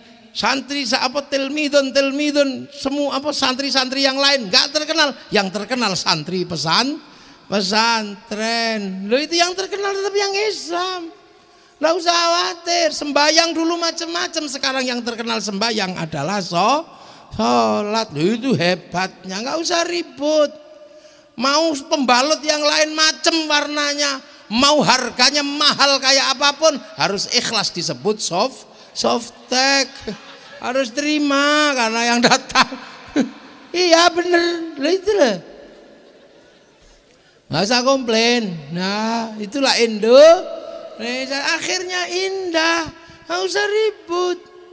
Itu yang datang adalah sistemnya para wali, yang datang belakang harus terima. NKRI lebih dulu yang dibangun oleh para wali, maka NKRI menerima kawasannya disebut wilayah karena al-wali meninggalkan wilayah. Dulu raja, dulu hamba, dulu kawulo, dulu gusti, nggak bisa menjalankan standar itu bersama. Maka oleh para wali kebersamaan itu disandarkan pada kalimat Rasulullah, kullukum ra'in wa kullukum mas'ulun an ra'iyati. Maka leburan raja dan hamba disebut ra'iyah, sebagai orang yang saling bertanggung jawab, yang ke bahasa Indonesia diserap menjadi rakyat. Kalimat rakyat adalah berasal dari ra'iyah dan itu adalah kalimat Rasulullah. Dan satu-satunya bangsa muslim dunia yang sanggup mengambil kalimat ra'iyah untuk menyebut warga bangsanya hanya ulama Indonesia. Ini gak ada Indonesia. Makanya kita ini punya bangsa yang tenang, agama yang nikmat karena diemban oleh para wali dan santri. Dan inilah yang bisa menjawab kenapa Arab satu bangsa pecah menjadi puluhan negara. Kenapa Eropa yang satu bangsa bisa pecah menjadi puluhan negara. Tapi kenapa sebaliknya kita yang puluhan bangsa mampu bersatu dalam satu negara kesatuan Republik Indonesia. Karena jasanya para aulia yang bangun wilayah. Itulah sekarang dibagi sesuai firman Allah. Wattini wazzaitun wa turi sinina wa hadzal baladil amin.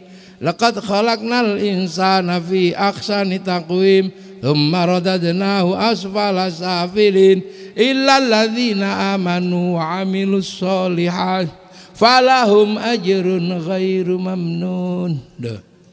Ini kan jelas. Jadi dulu sebenarnya manusia itu sudah baik. Laqad khalaqnal insana fi ahsani, wis baik manusia itu. Tidak punya tanduk artinya sudah tidak cakar, tidak tanduk-tandukan. Tidak punya kuku yang keras artinya tidak cakaran. Makanya manusia itu tanpa mengenal Tuhan pun baik. Maka ada novel Hayyu Ibnu Yaqdhan si hidup anak si sadar, karyanya Ibnu Tufail yang disadur oleh orang Eropa menjadi Tarzan. Itu dari Hayyu Ibnu Yaqdhan. Manusia itu sudah baik sebenarnya. Tapi kebaikan manusia tidak akan sempurna tanpa mengenal agama. Maka liutammima makarimal akhlak. Sempurnanya karena amanu wa amilus sholihat. Maka ada agama. Nah, manusia yang baik diurusi sama kiai-kiai, sama ulama pewaris Nabi untuk mengajarkan keimanan dan akhlak. Tapi manusia yang baik, agama yang baik, yang jamin apa? Dua-duanya tidak akan terjadi tanpa adanya baladil amin, tanpa adanya negara dan bangsa yang aman. Makanya kemudian manusia yang baik menjadi sempurna karena ada iman dijaga para ulama. Bangsa dan negara mampu membangun konsep baladil amin karena dijaga oleh aparatur negara lah, Pak Polisi, TNI, Polri. Ini jihadnya berada dalam baladil amin, membentuk bangsa dan negara yang aman. Makanya yang ngaji duduk, aparatur pemerintah berdiri, banser membantu ikut berdiri. Maka penjenengan semua jihadnya adalah dalam baladil amin, membangun keamanan bangsa dan negara. Jadi jangan dikira, makanya kalau kiai lebaran sembahyang sama keluarganya, apakah polisi tidak menjerit dan tidak menangis ketika harus berdiri di pojok lapangan sambil begini? Menjerit dan pingin, tapi karena polisi punya jihad membentuk baladil amin, membangun keamanan bangsa dan negara. Yang sholat tidak tenang, takut sepedanya hilang, dijaga oleh polisi. Pahalanya ya menjaga orang sholat. Pak Camat ya berada di ruang kecamatan. Kalau camatnya sholat duha terus-terusan ya suratnya nggak jadi. Itu ada wilayahnya. Makanya itu loh. Nah, tanpa keamanan bangsa dan negara, tanpa baladil amin, manusia yang baik tidak terjaga, agama yang baik tidak terjaga. Suriah manusianya baik, agamanya baik, tapi dua-duanya hilang karena tanpa keamanan bangsa dan negara. Nusantara apa? Agamanya baik, manusianya baik, bangsa dan negaranya terjaga karena konsep kerukunan yang dibangun oleh para wali, yang dibangun oleh para ulama, disambungkan dengan semboyan besar bersama bangsa ini dengan Bhinneka Tunggal Ika. Payungnya adalah Pancasila. Payung Rasulullah untuk masyarakat Madinah, piagam Madinah, payung kaum muslimin Indonesia adalah Pancasila. Amma ba'du. Ini baru muqaddimah saya. Ini belum mulai ngaji. Ini baru amma ba'du, tadi tenang aja.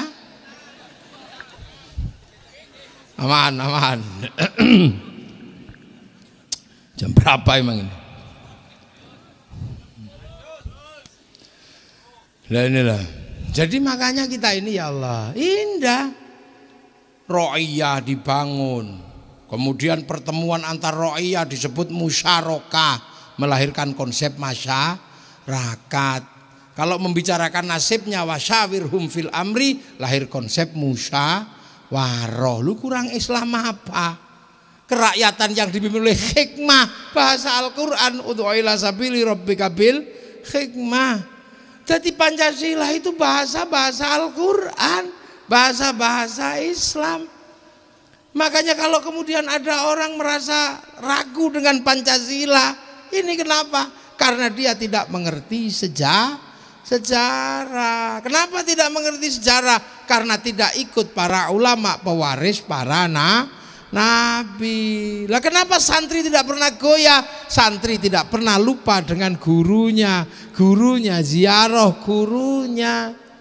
Akhirnya cinta tanah air terbangun. Orang Cirebon ziarah Demak, ziarah Surabaya, akhirnya cinta Demak, cinta Surabaya, suruh ngebom Surabaya, yang nggak berani mau ada makamnya Sunan Ampel. Maka orang yang suka ziarah, yang mampu merawat bangsa dengan konsep cinta tanah air, hubbul watan minal iman, maka jangan sangsikan Pak Kapolsek, jangan sangsikan, tidak akan pernah tumbuh teroris dari santri Indonesia. Nah, ada khutbahnya aja taklah, berdoanya aja bareng bareng. Tapi yang tumbuh biasanya yang berdoa nggak mau lagi bareng-bareng, sendiri-sendiri. Tangannya nggak lagi 10, cuma 1. Wah, ya pasti dari situ. Makanya kebersamaannya harus dihilangkan. Makanya waspada dengan yang namanya gerakan bid'ah. Bid'ah ini bahaya. Kenapa? Memecah sesuatu yang sudah dipersatukan oleh para ulama. Sesuatu dikembalikan kepada asalnya. Di sini ini sudah zamannya bikin dodol. Semua orang tahu dodol itu dari gandum, ada gulanya, ada airnya, digodok. Nah yang baru datang ini belum ngerti kalau itu dari beras, dia bawa beras, dodol sudah matang disiram beras lah, akhirnya nggak bisa dimakan. Semua orang juga tahu ini berasal dari sumur, kopi ini airnya dari sumur. Tapi kan nggak mungkin saya datang disuguhi sumur. Makanya saya cuma lihat, oh ini pasti airnya dari sumur, disuguh pakai kopi. Ya sudah, saya yakin nggak usah nanya ini dari sumur enggak. Quran hadis apa enggak, udah pasti dari sumur. Makanya tapi orang kalau nggak setengah pekok ya cari kopi di dalam sumur udah ketemu, Kang. Ya pastilah dari Quran. Mana nggak ada dari Quran, semua dari Quran. Tiba-tiba di Qurannya mana? Dalilnya mana? Loh, ini piye toh? Ini sudah dijalankan kok kamu masih tanya hutannya di mana? Ini sudah jadi rumah. Allah itu dulu cuma numbuhkan pohon, tapi manusia kalau mau bikin rumah beda dengan munyuk. Kalau munyuk langsung naik di pohonnya. Tapi kalau manusia bikin bid'ah, bikin gergaji, bikin tukang, sampai bikin rumah. Makanya kalau kamu tidak mau bid'ah dalam urusan kayu, jadi monyet aja. Loh iya, nasi goreng, nasi jamblang itu pasti dari beras. Beras pasti dari padi. Saya nggak perlu nanya padinya di mana, apa yang udah saya percaya. Wong itu nasi. Iya, dan manusia butuh bid'ah dalam urusan beras. Kalau Allah cuma numbuhkan padi, bid'ahnya manusia mau bikin beras, karena bikin nasi jamblang, bikin kupat, bikin macam-macam, butuh bid'ah penggilingan padi, butuh bid'ah bikin apa mangkok, butuh bid'ah bikin soblok, butuh bid'ah bikin kompor. Kalau kamu nggak mau bid'ah dalam urusan nasi, jadilah burung pipit. Langsung total dilek itu aja udah cukup. Lah makanya Islam ini turun terus, berbeda aktor, berbeda ini. Maka Rasulullah ini menjadi sumber. Nah, pengikut berikutnya menggunakan cara bacanya dengan cara baca qiyas, cara baca ijma, cara baca asasut tasyri', maqasidus syar'iyyah, usul fikih. Fikih ini adalah jembatan agar kita sampai cara membaca apa yang dilakukan oleh Rasulullah. Rasulullah sekali saja menggadaikan jubahnya pada orang Yahudi, tapi itu bisa menginspirasi dan menjadi sumber bahwa berdagang itu boleh dengan orang lain. Rasulullah qodok sekali sholat subuh, sekali aja, tapi umatnya bisa membuat contoh, bisa qodok berkali-kali, kan itu sunnah. Itu makanya ada ijma, ada qiyas, ada apa, ada usul fikih. Itu Rasulullah itu juga pernah sholat. Itu kayak kita kayak anak kecil itu lah, sholat sarungnya ditaruh di leher itu pernah Rasulullah. Makanya ada sahabat itu pernah mau sholat, jubahnya dicentelke malahan, pecinya, terus kemudian sarungnya diikat di sini. Kenapa? Dulu Rasul pernah begini, katanya, aku mau nyontoh. Rasul menjalankan cuma sekali, tapi kita bisa berkali-kali kalau kita nanam bawang di sawah. Nah, itu juga susah. Loh, makanya kita butuh ijma, butuh qiyas. Akhirnya itulah namanya syariat yang berjalan terus mengikuti zaman-zaman yang berubah sampai nanti akhir zaman. Lah itu syariat. Lah kenapa sekarang umat Islam banyak sekali ribut? Karena ada orang tidak mau menerima ijma, menerima qiyas, nggak mau. Nah, makanya di dalam syariat akhirnya mereka nggak punya sambungan. Akhirnya mereka kembali kepada Quran sunnah.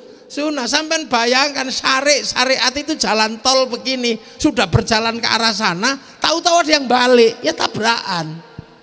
Makanya ada yang kembali pada zaman Rasul, ya tabrakan, Kang.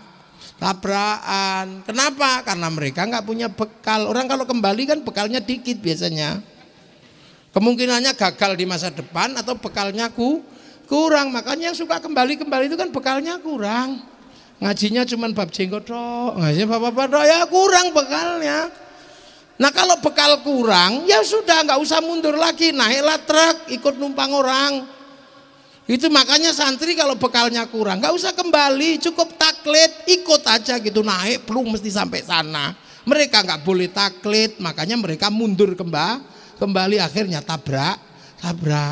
Makanya enakan jadi santri, boleh taklid, kurang sangu di tengah jalan boleh gandol truk, lu kan enak. Loh, tepuk tangan si banter, enggak usah malu, biasa aja. Kalau yang sana karena gak boleh taklid harus pinter semua, makanya kalau kurang bekal mundur lah lagi. Kalau kita kurang bekal taklid, numpak aja truknya siapa, nyampe tinggal lihat platnya aja. Oh, kalau plat K sampai Pati ini kayaknya, plat AB sampai Jogja. Nah, kalau gandol ikutlah yang penumpangnya banyak, jangan gandol yang penumpangnya sedikit, larinya cepet tapi gitu, tapi penumpangnya 2, 3 gitu. Sampai diturunkan, kalau nggak punya jenggot turun, nggak cingkrang turun, itulah makanya enak yang naik truk besar, cuman jalannya agak pelan, makanya NU dan santri truk besar maka jalannya pelan. Kalau jalan ya mu mabuk semua. Nah, yang jalannya banter itu biasanya baru sedikit penumpangnya, kayak loro, banter, mobil sport tapi nabrakan karena kekencengan. Prok lu tabrakan, nabrak sapi, nabrak apa gitu. Ini santri itu sederhana aja, nggak usah ribet ya. Pokoknya kalau bekalnya kurang, naik truk gandol aja. Nah, banser ini gandol aja sudah. Makanya santri itu punya kebiasaan gandol sarungi kiai. Cari kiai yang sarungan. Aman sampean kalau gandol kiai yang sarungan, karena kiai kalau sarungan digandoli pasti dijak, karena kalau ditarik melotrok. Kalau yang pakai celana, wih itu ya ditendang sampean. Makanya Pak Polisi gandol sama Kiai Sarungan kalau ditarik, ya ayo. Daripada gini ya melotro. Lah ini guyonannya santri, lu para ulama hebat. Semua ditanam dengan cara sini. Ini dulu jubah. Ini jubah Rasul itu dulu ya jubah begini. Tapi di sana kan kurma, tanahnya kering, bisa dipakai kemana-mana. Jubah sampai di sini nanam padi, ya nggak bisa, kebulet itu apalagi kalau nanamnya mundur, ini nanam di atas sarung. Maka akhirnya biar identitas jubahnya nggak hilang, dipotong sama para ulama dulu. Lah potongannya ini dijadikan ikat, karena dulunya baju syar'i maka potongannya bernama syar'un. Nah orang Jawa dulu nggak punya huruf ain, punyanya monggo potongo, maka syar'un menjadi sarung, saruan menjadi sarungan. Ini makanya kalau orang sarungan takbirnya biasa aja, karena kalau sudah dilinting antaranya wudel, antaranya pusar sama dada itu bisa ada cantolannya bunder. Makanya santri kalau takbir Allahu Akbar biasa aja pasti langsung nyantol. Maka nggak ada Allah, nggak begitu wong, mesti nyantol aja. Nah yang nggak punya sarung punya Allah segini takut melorot. Nggak, ini guyonan, jangan serius, nanti aku dibully menengok. Salam Muhammad. Jadi itu makanya indah. Coba kalau tidak ikut para ulama, cucunya Haji Dharma yang kecil-kecil gimana nyolati, udah nggak bisa dulu, kakeknya ninggal nggak bisa kan.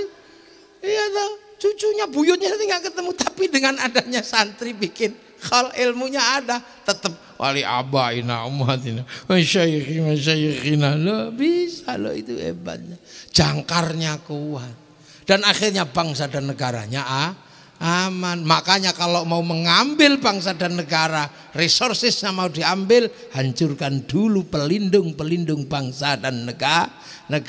Presidennya jelek-jelekkan, polisinya jelek-jelekkan, TNI-nya jelek-jelekkan, habis itu santri dijelek-jelekkan, musuh ono santri. Nanti kalau pagernya ini sudah hilang, buahnya tinggal ngambil. Oh, memang itu cara ngambil. Kenapa?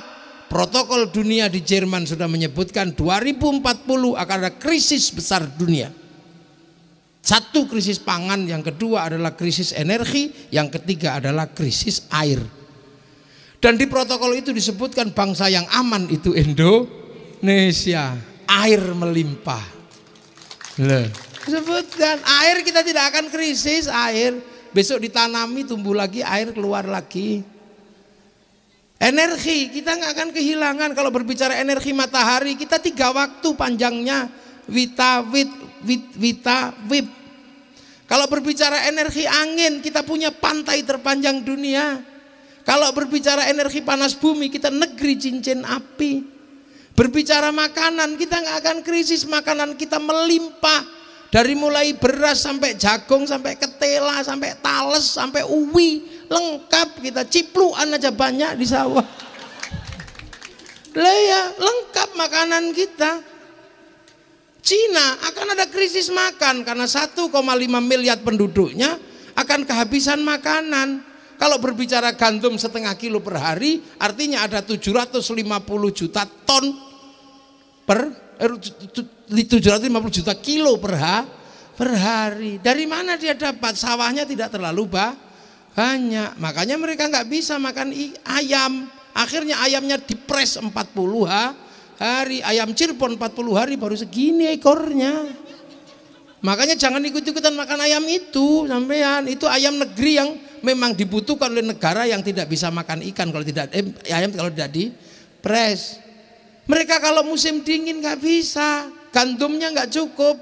Makanya orang Cina punya tradisi makan gandum diperpanjang namanya mie, dan makannya pakai sumpit. Kalau menggunakan tradisi makan pakai dicawok, cepet habis. Lagi kita Allah di Arab nggak punya gandum, nggak punya apa-apa selain kurma, daging dan roti. Roti gandumnya dari luar sampai kapanpun tergantung dengan pabrik gandum. Afrika itu paling susah, mau nanam padi habis dimakan burung emprit. Iya, burung pipit di Afrika itu kayak langitnya gak kelihatan saking banyaknya. Sampai emprit Afrika diekspor ke Indonesia 10 juta 1 ekor, namanya black strut. Itu emprit Afrika. Nanam jagung habis dimakan betet Afrika besarnya sak mentok, namanya makhau.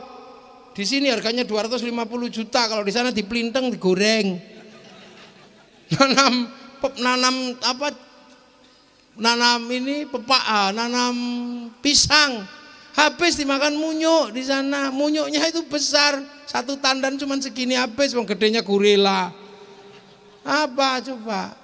Di sana nggak bisa ngaji kayak kita, lagi ngaji singo teko melayu semua. Lah itu, makanya orang Afrika dibikin hitam karena banyak singa, biar kalau dikejar langsung tengkurap gak kelihatan. Kalau dibikin putih, orang Eropa yang gagah-gagah begitu pusing hidupnya kalau di musim dingin. Dia tidak bisa makan ikan karena seluruh daratannya, seluruh airnya menjadi es membeku. Makanya ketika musim panas dia awetkan ikan untuk menjadi sarden, dimakan di musim dingin. Lah kita ngapain ikut-ikutan makan sarden, kurang kerjaan. Wong orang Cirebon ngambil ikan setiap hari ada di sungai. Kalau nggak ada ikan, kodok-kodok juga ada. Nggak enak orang Afrika, musim dingin nggak punya sayur. Karena seluruh daunnya rontok di musim gugur, satu-satunya yang nggak rontok itu cuma daun cemara. Makanya bulan Desember hari raya Natal pakai daun cemara. Bukan saking hebatnya daun cemara, ya daun itu yang nggak rontok di bulan Desember.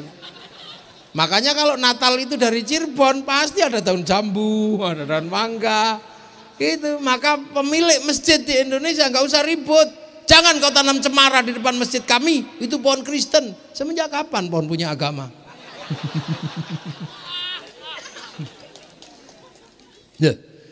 Ini harus mulai disadarkan pada anak-anak generasi milenial ini, karena kalau enggak mereka menjadi generasi yang ahistoris, lost generation. Aku ya iso ngono.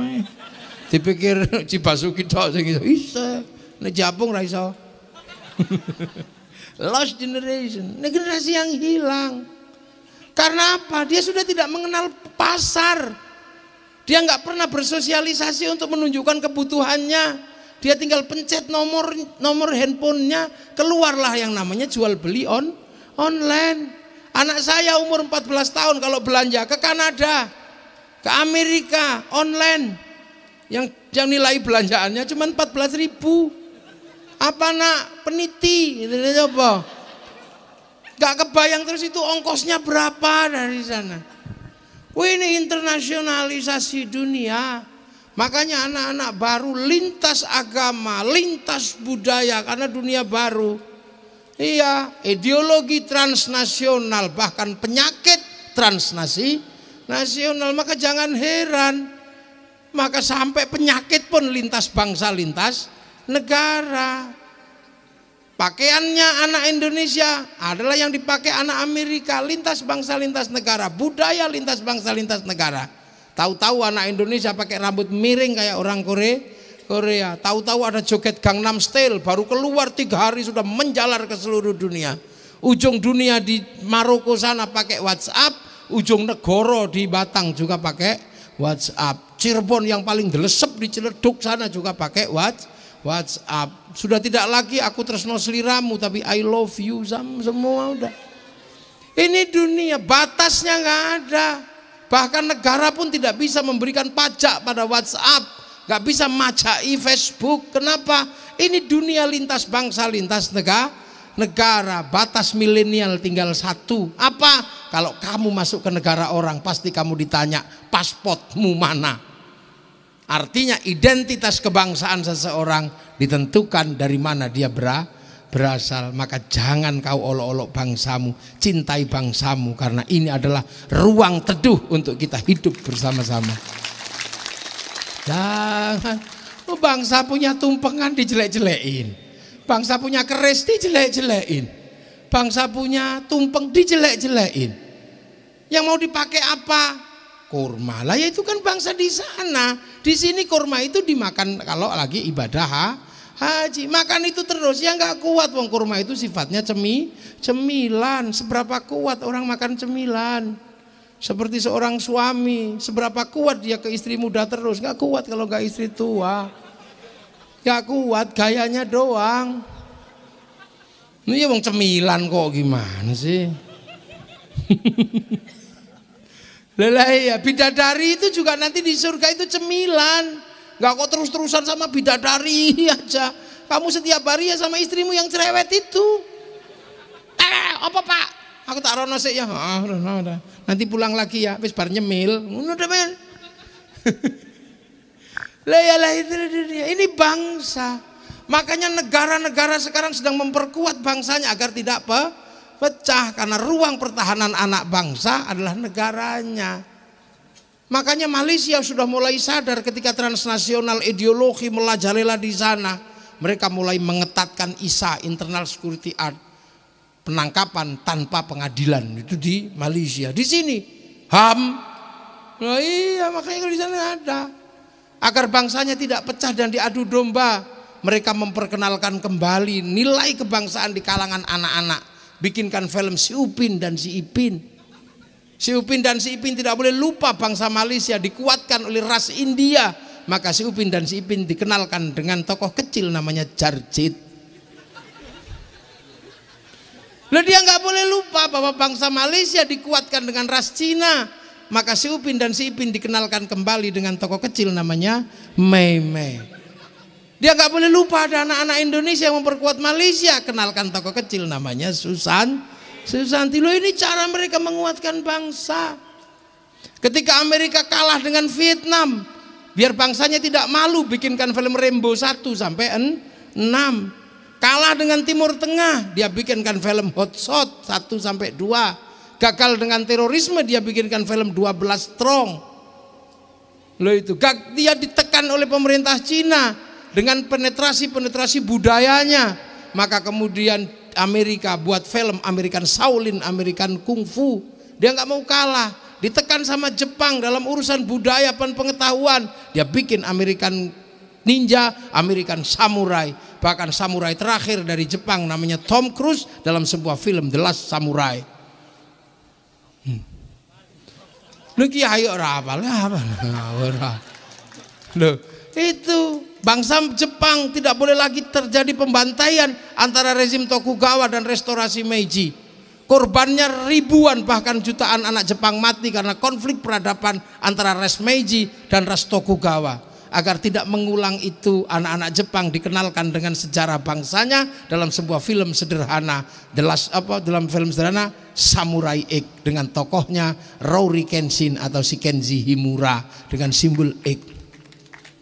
Ya itu bangsa. Kenapa? Karena bangsa ini akan diperkuat. Maka sudah betul kalau kemudian di sini kita menggunakan sebuah slogan bersama untuk mengenang Haji Dharma dengan sebuah kegiatan dan sebuah lembaga namanya Dharma Bangsa. Karena ke depan problem utama manusia adalah kebangsaan, dan itulah yang disebut oleh Allah, wa ja'alnakum syu'uban wa qabaila lita'arufu inna akramakum 'indallahi atqakum.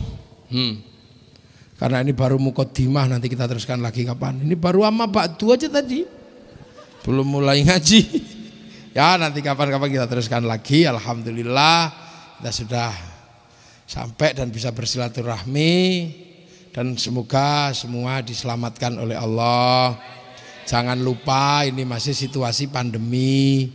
Nggak usah terus saya nggak takut sama corona, saya hanya takut sama Allah. Nggak usah gitu. Iya, memang corona dibikin oleh Allah. Nggak usah takut sama corona, takutlah sama Allah. Tapi harus ingat Allah juga bikin singa. Nggak usah kalau aku nggak takut sama singa, aku takut sama Allah. Ya tidur aja samping singa kan. Timut singa. Ya semoga semua ada manfaatnya. Ya bagi yang sudah mendahului kita semua diberikan rahmat, diberikan maghfirah, untuk mendapatkan tempat yang indah di sisi Allah, dan kita semua yang mau menyusulnya masih di dunia diberi kelancaran rizki, anak-anak yang soleh, dan umur yang barokah, dan nanti husnul khotimah. Al-Fatihah.